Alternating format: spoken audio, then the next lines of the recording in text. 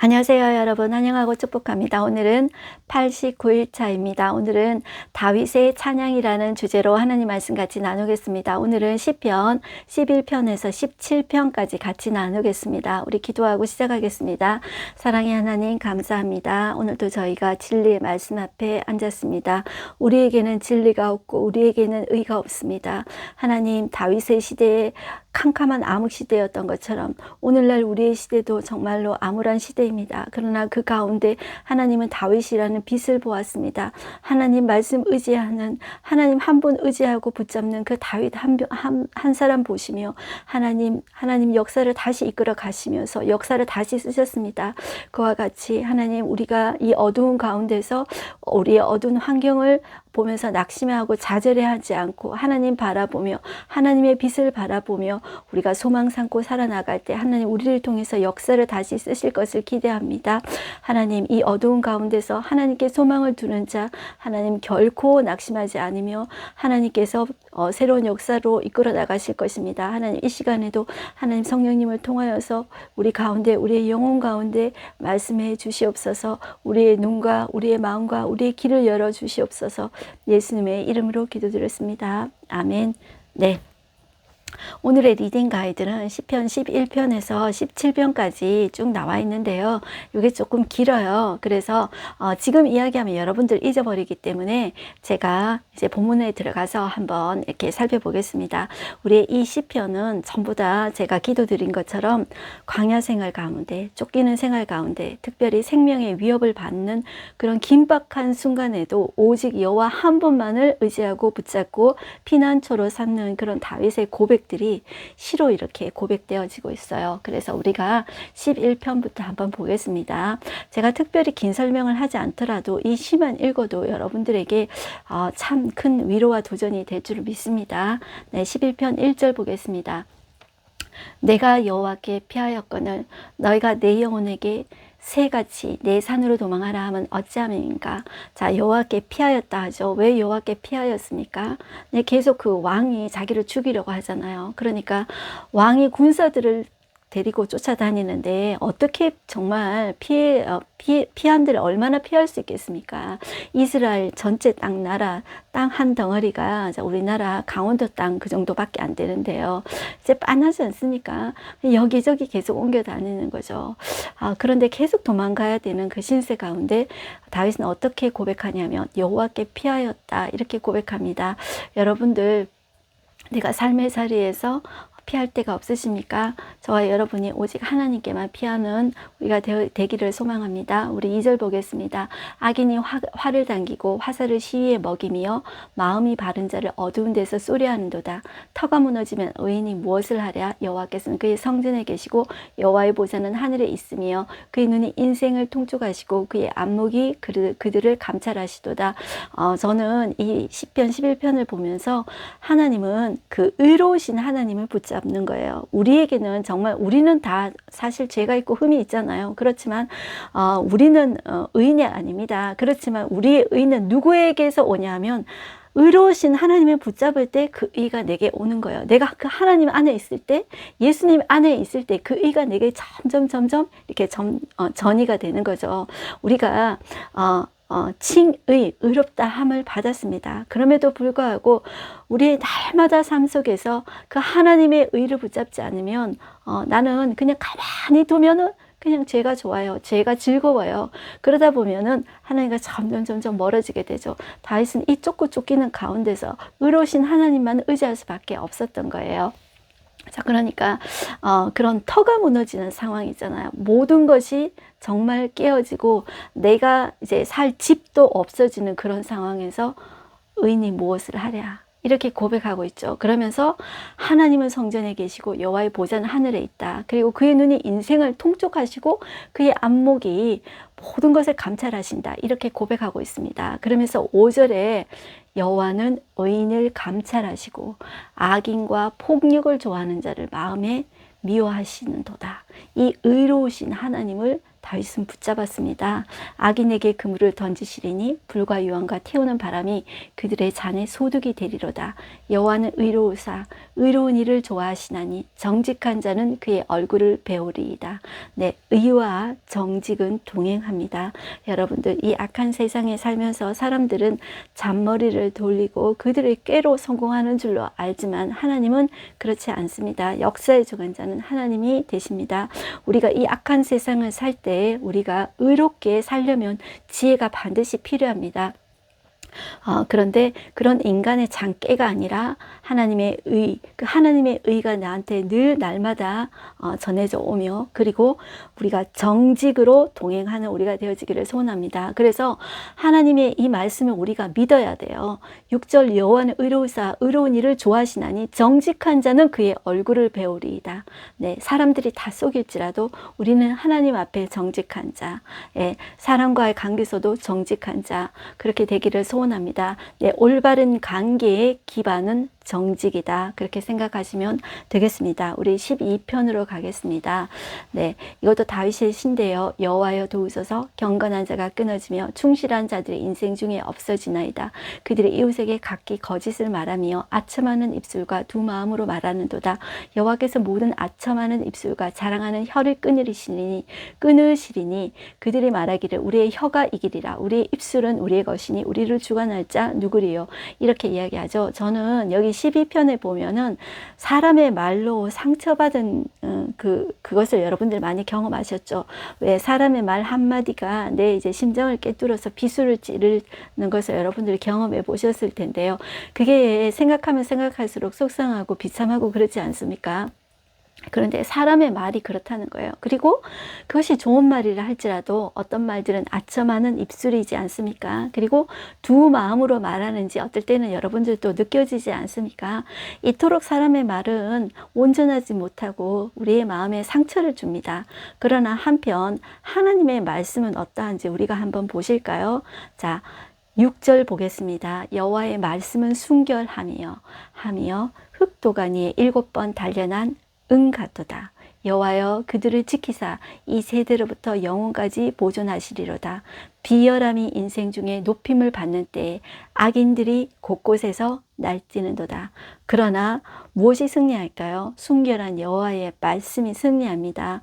우리가 단련되어지기 위해서 우리를 흑도가니에 우리를 단련시키지만 결국 하나님께서 역사의 주관자 되셔서 우리를 단련한 후에 금과 같이 나올 것입니다. 우리가 사람들의 말에 상처받을 때 우리는 하나님의 말씀을 더욱더 순결하게 의지하는 저와 여러분들 되었으면 좋겠습니다. 네, 13편으로 가겠습니다. 계속 고난 중에 있습니다. 1절 여호와여 어느 때까지니까 나를 영원히 잊으시나이까 주의 얼굴을 나에게서 어느 때까지 숨기시겠나이까. 다윗이 이렇게 간절히 간구하는데도 하나님이 계속 훈련 가운데 어떤 때는 내가 기도해도 하나님이 들어주시지 않는다 그렇게 느껴질 때가 있죠. 그럴 때는 숨으시는 것처럼 느껴지는 거예요. 자, 우리가 언제 낙심하냐 하면은 기도를 아예 안 하면 기대도 하지 않습니다. 그런데 언제 낙심하냐 하면 기도했는데 그 내 생각처럼 응답이 빨리 되지 않을 때 정말 낙심이 되는 것입니다. 기도를 했는데 내 생각대로 내 타임에 역사가 일어나지 않으면은 그게 낙심이 되는 거예요. 그런데 그것도 하나님께서 훈련하시는 거예요. 하나님이 우리의 믿음을 훈련시키고 나를 강하게 하시기 위해서 어느 때는 우리 하나님의 얼굴을 숨는 것처럼 하나님이 나를 잊으시는 것처럼 그렇게 느껴질 때가 있습니다. 어린아이 때는 그런 시험을 하지 않습니다. 우리가 어느 정도 성장했을 때 하나님께서 그렇게 하시는데요. 그래서 다윗은 2절에 나의 영혼이 번민하고 종일토록 나의 마음에 근심하기를 어느 때까지 하며 내 원수가 나를 치며 자랑하기를 어느 때까지 하리까. 그게 정말 꼴보기 싫은 거죠. 그래서 하나님 앞에 의지할 수밖에 없습니다. 그러나 5절을 가면은 이렇게 다윗은 고백합니다. 나는 오직 주의 사랑을 의지하여 싸우니 이렇게 나오죠. 그런데 이제 영어와 원문에는 그러나라는 접속사가 들어간다고 해요. 계속 이제 흔들리고 대적들이 나를 이제 공격하고 그러는 거예요. 그러나 그런 환경에 있을지라도 다윗은 그러나 어떻게 했다고 고백하냐면 나는 오직 주의 사랑을 의지하였사오니 나의 마음은 주의 구원을 기뻐하리이다. 결국 하나님께서 구원하실 거기 때문에 내가 미리 기뻐하겠다. 이것이 다윗의 고백이었습니다. 그리고 내가 여호와를 찬송하리니 이는 주께서 내게 은덕을 베푸심이로다. 지금은 몰라도 그 과거의 하나님이 지금까지 신실하게 그렇게 하셨다는 것이죠. 그것을 기억하면서 우리가 다윗이 했던 것처럼 우리가 찬송하는 우리가 되었으면 좋겠습니다. 이제 14편으로 가겠습니다.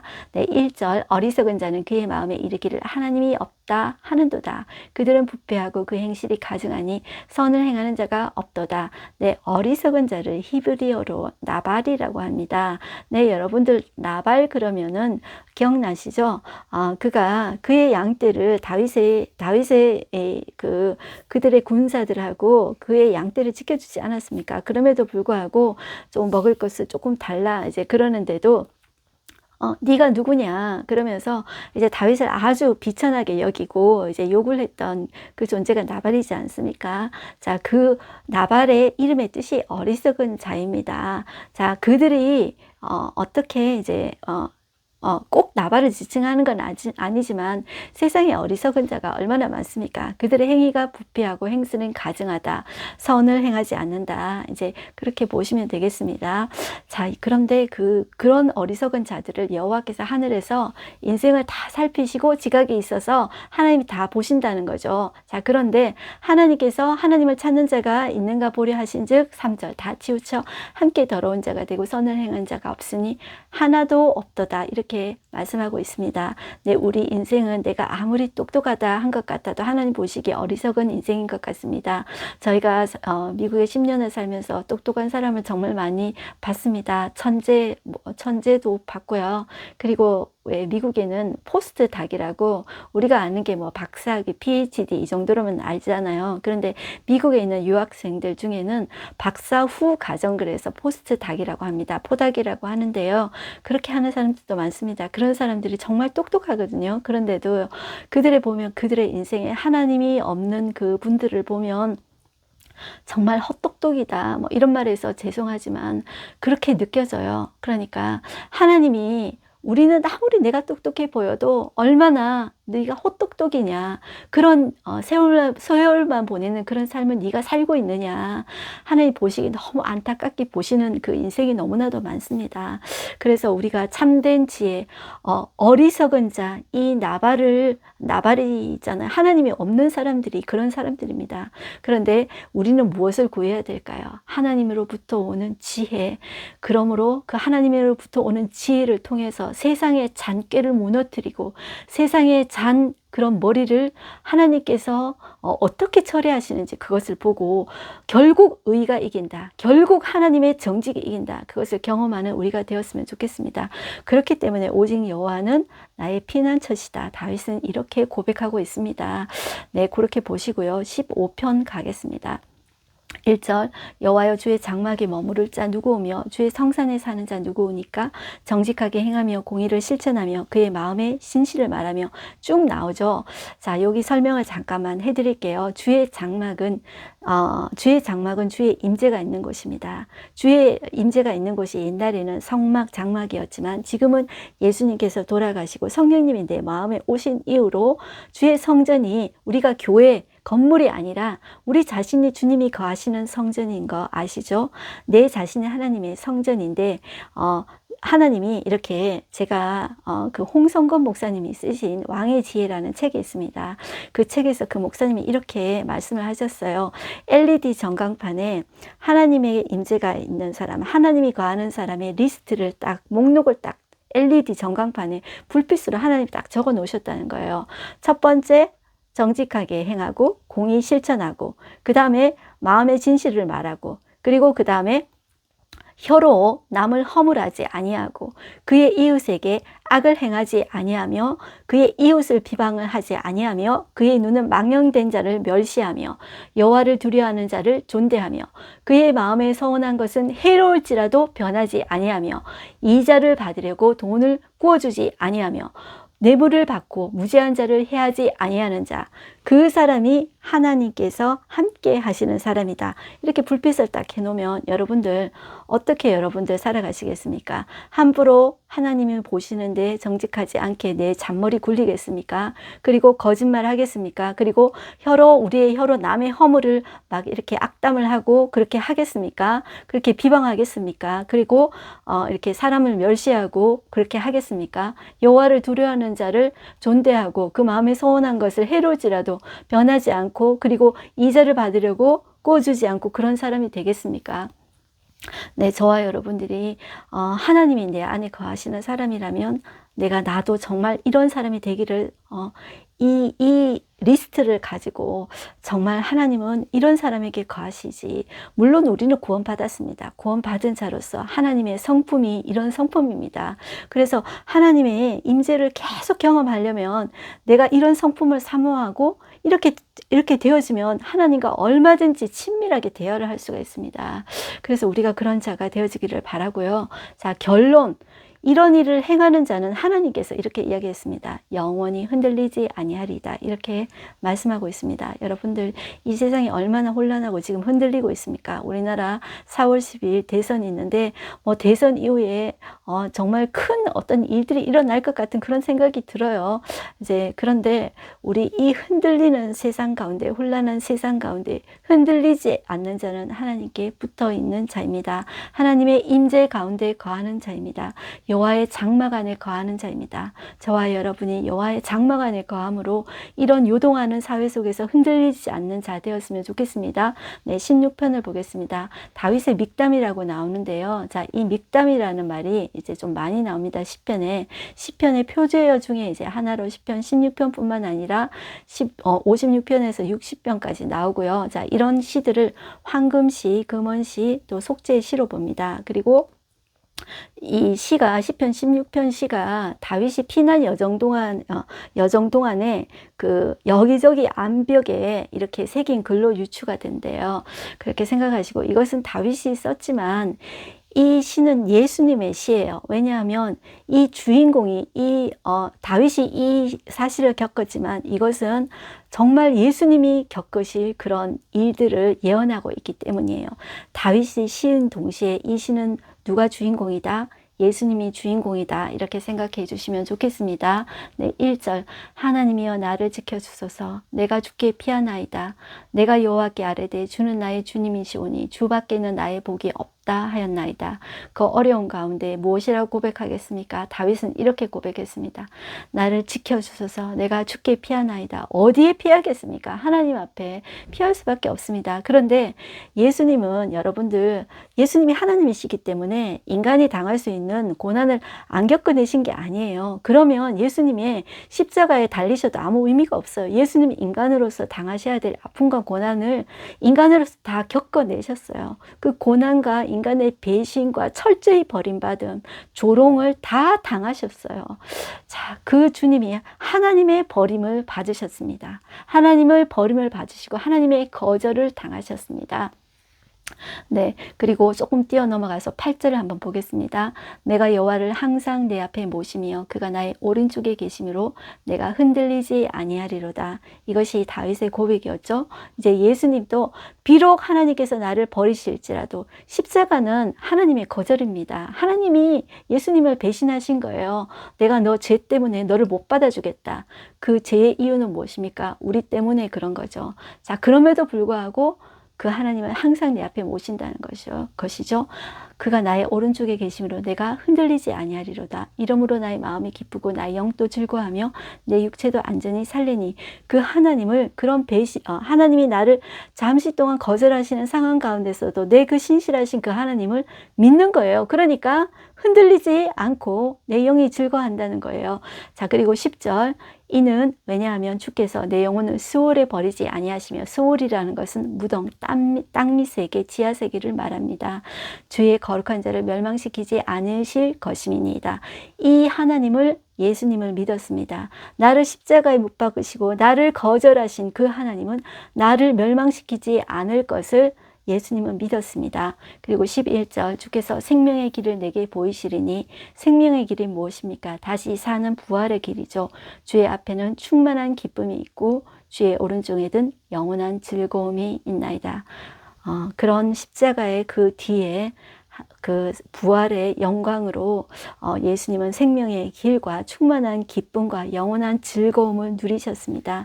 그것이 예수님의 길이었고 우리 또한 십자가의 길을 같이 따라가며 우리 또한 그 생명과 충만한 기쁨과 영원한 즐거움을 우리 또한 같이 누릴 수가 있는 것입니다. 그것은 어떻게 가능합니까? 내가 예수님 안에 거함으로 가능합니다. 네, 여러분들 우리가 예수님 믿고 구원받잖아요. 구원받고 끝이 아닙니다. 그것은 시작입니다. 우리가 하나님 닮아가는데 예수님과 연합되어져 가는 것이 우리 구원의 극치입니다. 그러면서 예수님이 다시 오실 때 우리가 그 예수님 안에 있는 기쁨과 그 모든 예수님 안에 있는 그 복을 우리가 받게 되고 누리게 되는 것입니다. 그러니까 구원받고 끝이다 이렇게 생각하지 마시고요. 그것이 시작이다. 이제 태어난 것입니다. 이제 예수님 닮아가고 예수님처럼 그 길을 걸어갈 때 많은 어려움도 있지만 그 뒤에 올 그 영광, 그 기쁨은 좋게 비교할 수가 없습니다. 네, 17장 보겠습니다. 여호와여 의의 호소를 들으소서 나의 부르짖음에 주의하소서 거짓되지 아니한 입술에서 나오는 나의 기도에 귀를 기울이소서 주께서 나를 판단하시며 주의 눈으로 공평함을 살피소서. 왜 이렇게 계속 이야기할까요? 계속 힘든 거예요. 계속 피해 다니고 그런 가운데서 의의 호소를 들으소서 울부짖음에 주의하소서 나의 이 거짓되지 아니한 입술에서 나오는 그 고백을 들어주시옵소서 귀를 기울여 주시옵소서 이렇게 간절히 기도하는 거예요. 여러분들 평안할 때는 이런 고백들이 별로 잘 들리지 않겠죠. 그렇지만 여러분도 어려운 가운데 있으신 분들은 이 고백들이 여러분들의 고백이 되실 것입니다. 네, 우리가 어려울 때 이런 고백들이 우리 입으로 이렇게 다윗처럼 이렇게 고백했으면 좋겠습니다. 4절 보겠습니다. 사람의 행사로 논하면 나는 주의 입술의 말씀을 따라 스스로 삼가서 포악한 자의 길을 가지 아니하였사오며 나의 걸음이 주의 길을 굳게 지키고 실족하지 아니하였나이다. 하나님이여 내게 응답하시겠으므로 내가 불렀사오니 내게 귀를 기울여 내 말을 들으소서. 주께 피하는 자들을 그 일어나 치는 자들에게서 오른손으로 구원하시는 주여 주의 기이한 사랑을 나타내소서. 지금 다윗은 어떻게 하고 있습니까? 주께 피하고 있죠. 그리고 그 일어나 치는 자들이 있다는 거죠. 이 상황은 피한다. 이것은 공격하는 자가 있다는 것이고 치는 자가 있다는 것을 전제하고 이야기하는 것입니다. 그렇지만 나를 오른손으로 구원하신 주가 있다는 거죠. 그럼으로써 내가 주의 기이한 사랑을 경험하게 된다는 거죠. 그냥 사랑이 아니라 주의 기이한 사랑을 여러분도 경험하고 싶지 않습니까? 어려운 가운데서 의인은 고난이 있지만요. 고난이 많지만 그 모든 고난 가운데서 하나님이 구원해 주시는 그런 놀라운 경험을 하게 됩니다. 그것이 기이한 경험들이 되게 됩니다. 그러한 기이한 경험들이 우리의 삶 속에 이렇게 자꾸자꾸 쌓일 때 믿음이 하나님에 대한 믿음이 집 한 채가 한 번에 이렇게 딱 지어지는 것이 아니라 벽돌 하나하나 믿음의 벽돌이 쌓아져서 이제 성전이 지어지듯이 이제 믿음의 집들이 이제 지어진다고 저는 생각합니다.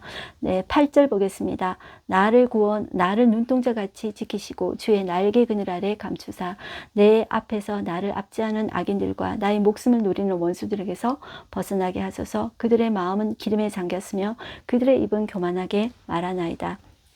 네, 이런 수많은 압제하는 악인들, 목숨을 노리는 원수들, 그 교만한 그들의 말들 그런 것에 많이 상처를 받았던 거죠.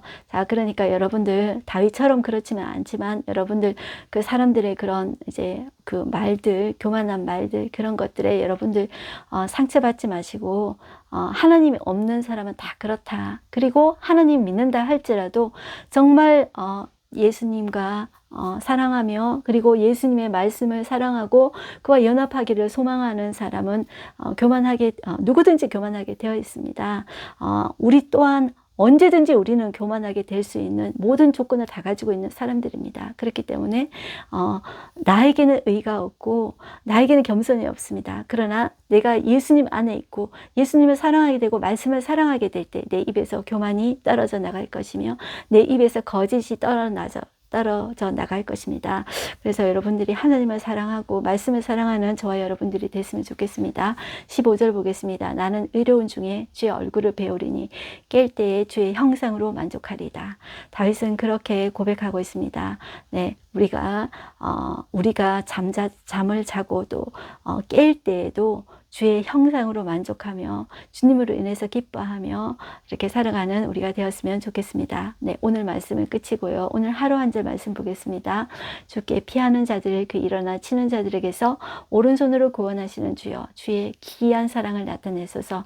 여러분들 오늘 한 절 주의 기이한 사랑을 나타내시고 오늘 경험하는 하루 되어지기를 소망합니다. 이렇게 기도했으면 좋겠습니다. 오늘의 인사이트 보겠습니다. 다윗은 사울의 추격으로 생명의 위협을 받던 중에도 하나님의 기이한 사랑을 신뢰합니다. 주의 기이한 사랑. 자, 이게 영어로 이제 이렇게 되어 있습니다. The wonder of your great love. 이게 영어로 해서 죄송한데, 그의 정말 놀라운 사랑, wonderful love라고 생각하면 됩니다. 네. 그것을, 나타내 주시도록 다윗은 간구한다는 거죠. 기이한 사랑은 신묘막측하고 뛰어난, 그리고 아름다운 사랑을 의미합니다. 이스라엘을 향한 하나님의 사랑이 기이합니다. 400년 넘는 애굽의 종살이에서 자기 백성을 구원하신 사랑입니다. 끌려간 바벨론 땅으로부터 다시 귀환하게 하신 사랑입니다.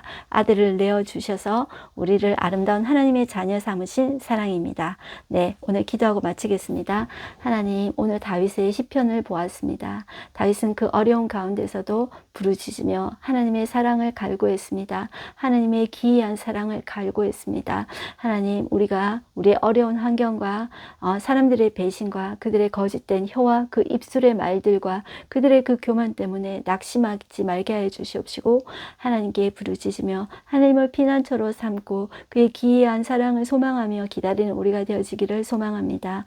그래야 해서 우리의 때가 아니라 하나님의 때에 반드시 응답해 주시는 그 하나님을 믿고 더욱더 하나님을 깊이 사랑하며 그 하나님과 연합되어 살아가기를 소망합니다. 우리의 마음이 하나님의 마음을 닮아 사랑하고 긍휼하고 겸손하며 사랑을 베풀 줄 알며 사랑을 흘려보낼 줄 아는 그런 아름다운 사람 되어지기를 소망합니다. 우리 자신만 생각하는 자기중심적인 사람이 아니라 하나님이 우리에게 하신 것처럼 우리 또한 기이한 사랑을 받을 뿐만 아니라 우리 또한 다른 사람에게 기이한 사랑을 흘려보낼 수 있는 우리가 되게 해 주십시오. 오늘 하루도 그 하나님의 사랑 가운데 거하며 하나님을 기뻐하며 즐거워하는 우리 되기를 소망합니다. 하나님, 오늘도 주께 맡겨드리옵고 예수 그리스도의 이름으로 기도드렸습니다. 아멘. 네, 오늘도 여러분들 그 하나님의 기이한 사랑, 놀라운 사랑 가운데 여러분들 승리하십시오. 여러분들은 사랑받는 하나님의 자녀입니다. 승리하십시오.